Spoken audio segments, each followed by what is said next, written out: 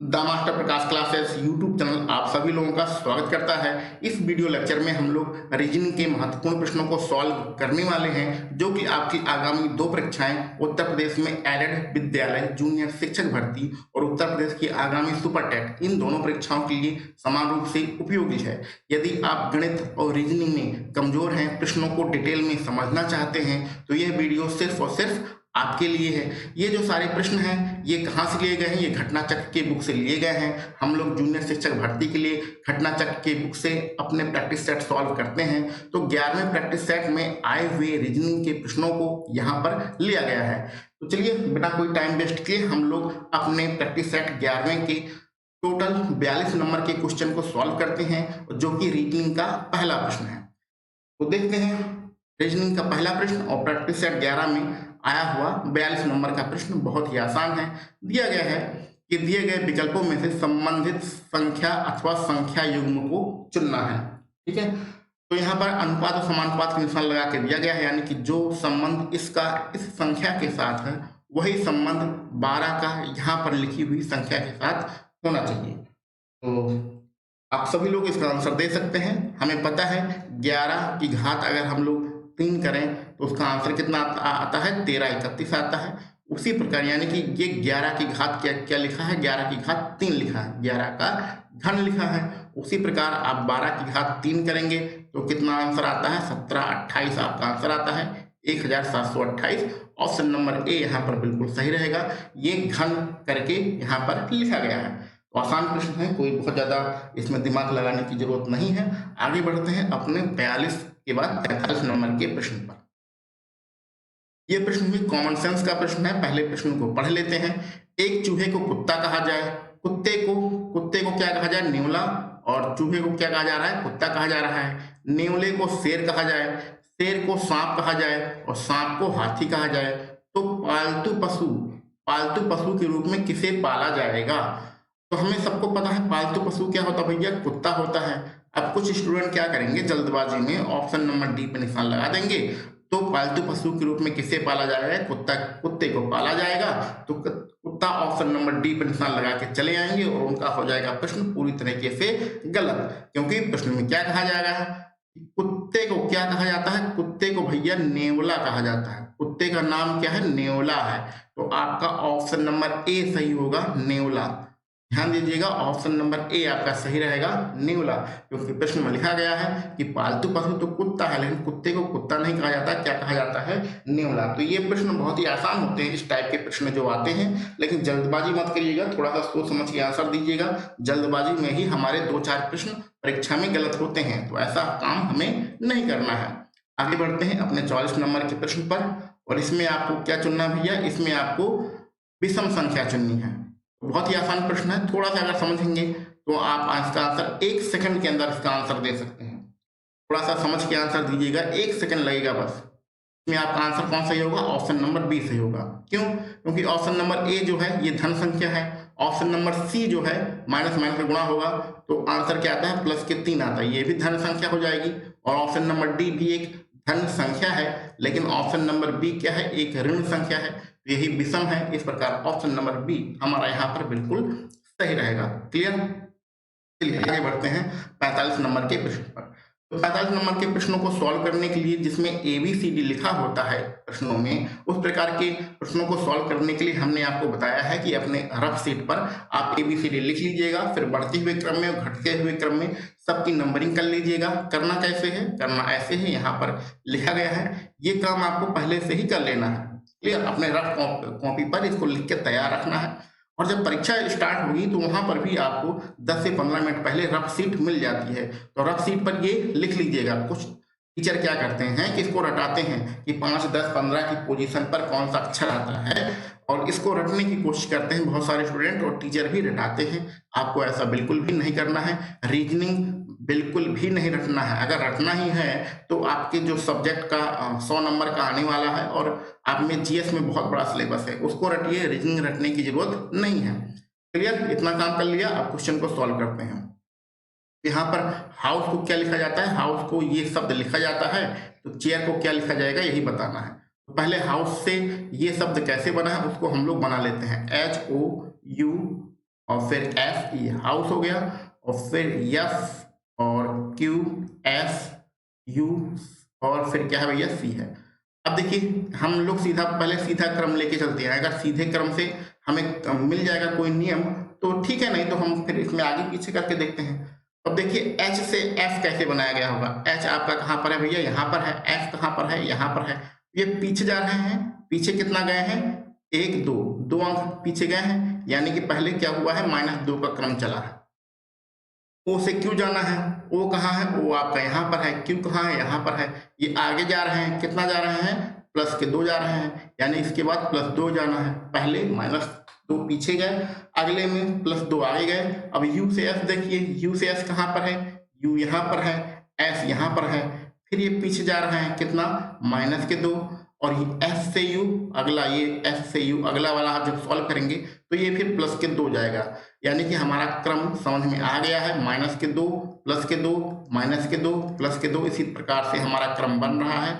हमें बनाना क्या है, चेयर, CHAI और R, चेयर बनाना है। तो चेयर बना लीजिए। पहले ध्यान दीजिएगा, पहले -2 यानी पीछे जाना है। चलिए सी कहाँ पर है, सी यहाँ पर है। एक और इससे -2 अगर हम लोग पीछे जाएंगे तो हमें क्या मिलेगा, ए मिलेगा। तो ऑप्शन नंबर ए, मतलब आप विकल्प को भी जरा ध्यान से देख लीजिएगा।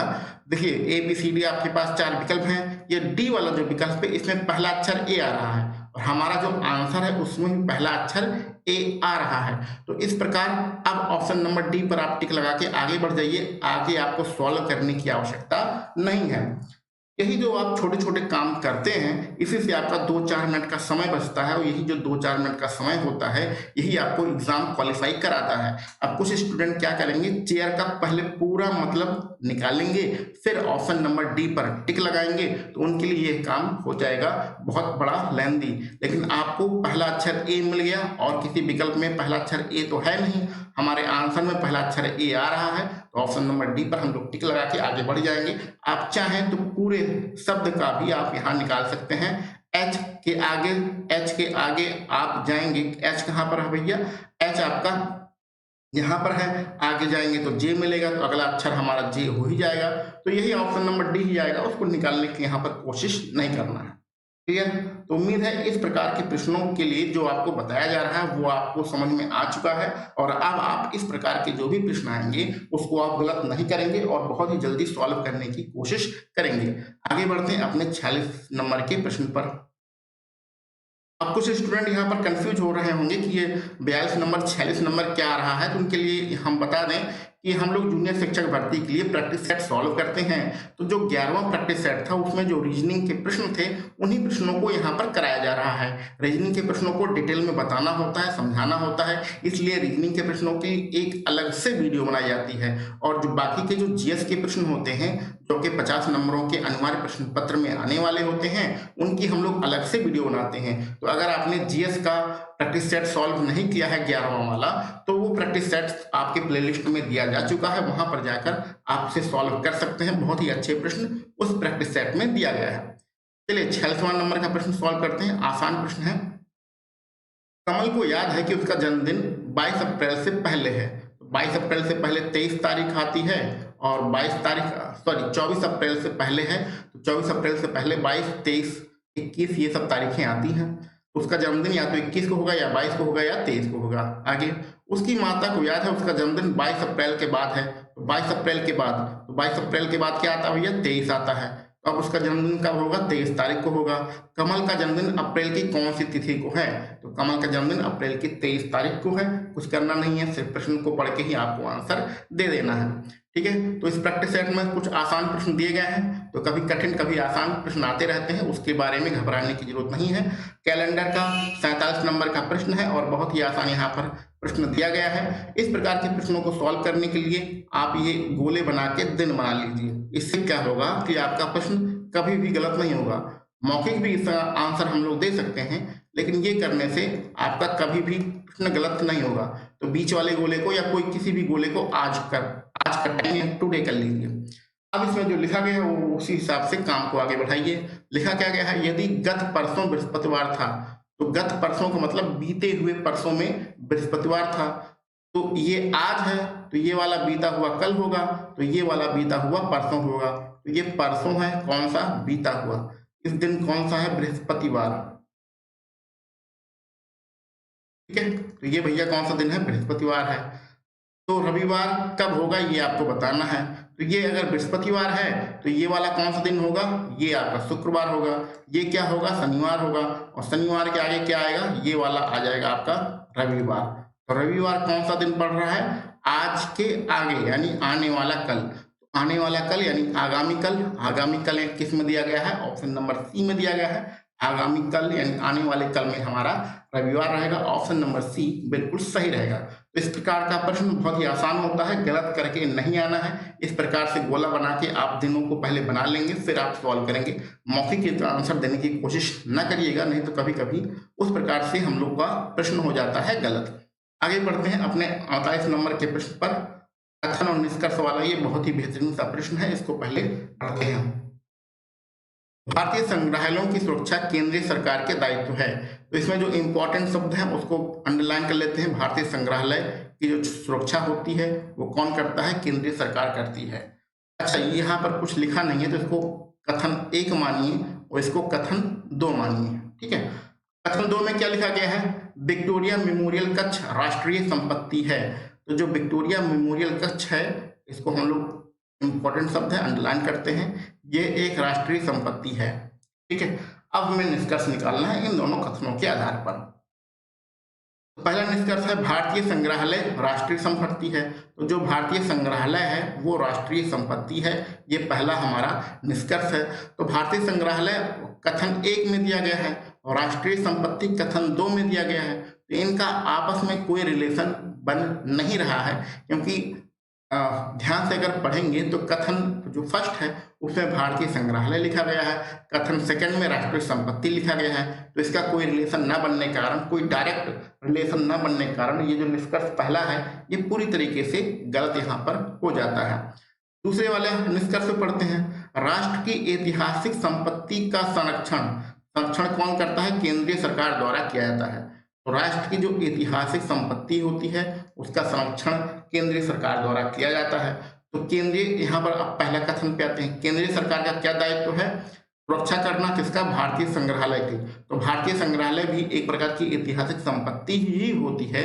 तो इस प्रकार से अगर हम यहाँ मान के चलें कि राष्ट्र की ऐतिहासिक संपत्ति का जो संरक्षण होता है केंद्रीय सरकार के द्वारा किया जाता है, तो अप्रत्यक्ष रूप से ये कथन फर्स्ट में ही लिखा गया है। तो इस प्रकार निष्कर्ष जो है ये आपका जो सेकंड वाला निष्कर्ष है ये पूरी तरीके से सही हो जाता है। ठीक है, तो यहाँ पर हमारा क्या निष्कर्ष हो रहा है? फर्स्ट गलत है, सेकंड सही है। तो सेकंड केवल निष्कर्ष सेकंड निकलता है। ऑप्शन नंबर बी यहाँ पर हमारा बिल्कुल सही रहेगा। अगर इसमें किसी को कुछ कंफ्यूजन हो तो वो कमेंट बॉक्स में लिख सकता है। इसके अलावा भी अगर किसी का कोई और आंसर आ रहा हो तो वो कमेंट बॉक्स में बता सकता है। यहाँ पर ऑप्शन नंबर बी आपका बिल्कुल सही रहेगा। केवल निष्कर्ष सेकंड वाला ही यहाँ पर निकल के आता है। ठीक है, ये वाला सही है और ये वाला गलत है। आगे बढ़ते हैं अपने आज के आखिरी प्रश्न पर। इस प्रकार के प्रश्न में ए और आर करके आपको दिया रहता है और आपको बताना है कि कौन सा कारण है। ए क्या होता है? एक कल्पना होती है, दृढ़ कथन होता है। आर क्या होता है? कारण होता है। और फिर आपको पढ़ के बताना है कि कौन सही है कौन गलत है। आगे बढ़ते हैं तो दृढ़ कथन ए पर चलते हैं। इसमें क्या लिखा है? पठन वैकल्प, जिसको हम लोग डिस्लेक्सिया कहते हैं। डिस्लेक्सिया आप लोगों ने मनोविज्ञान में पढ़ा होगा, यूपी टेट या सुपर टेट की तैयारी करते हैं तो मनोविज्ञान तो पढ़ते ही होंगे। तो डिस्लेक्सिया एक बीमारी होती है और किस प्रकार की बीमारी है? मनोवैज्ञानिक बीमारी है। तो ये हमारा बिल्कुल यहाँ पर कथन जो है बिल्कुल सही है। ये पठन कैबल यानी पढ़ने में कुछ बच्चे ऐसे होते हैं जो पढ़ नहीं पाते हैं, तो उस बीमारी को डिस्लेक्सिया कहते हैं और यह एक मनोवैज्ञानिक बीमारी होती है। बिल्कुल सही लिखा गया है। आगे, यह रोग विटामिन की कमी से होता है। तो यह रोग विटामिन की कमी से होता है, इसका कोई ज्ञात स्रोत नहीं है कि विटामिन की कमी से यह रोग हो जाएगा। तो यह कहना कि विटामिन की कमी से यह रोग होता है ये पूरी तरीके से गलत हो जाएगा। यानी कि हमारा कौन सा सही हो रहा है? ए सही है, आर गलत है। अब इसको ढूंढ लीजिए ये चीज किस विकल्प में दिया गया है। ए सही है परंतु आर गलत है, ऑप्शन नंबर डी में दिया गया है। इस प्रकार ऑप्शन नंबर डी हमारा बिल्कुल सही रहेगा। क्लियर? तो उम्मीद है जो चीज़ यहाँ पर बताने की, समझाने की कोशिश की जा रही है वो सारी चीज़ें आपको समझ में आ रही हैं। इसके अलावा भी अगर वीडियो बनाते समय कोई कमी रह जाती है तो उसको कमेंट बॉक्स में लिखकर ज़रूर बताइएगा। आपके यदि कोई मित्र, भाई, बंधु भी जूनियर शिक्षक भर्ती अथवा सुपर टेट की तैयारी कर रहे हैं तो उन्हें भी आप यह वीडियो शेयर कर सकते हैं। तो चलिए मिलते हैं हम लोग अपने अगले प्रैक्टिस सेट के साथ। आप सभी लोगों को वीडियो देखने के लिए बहुत बहुत धन्यवाद।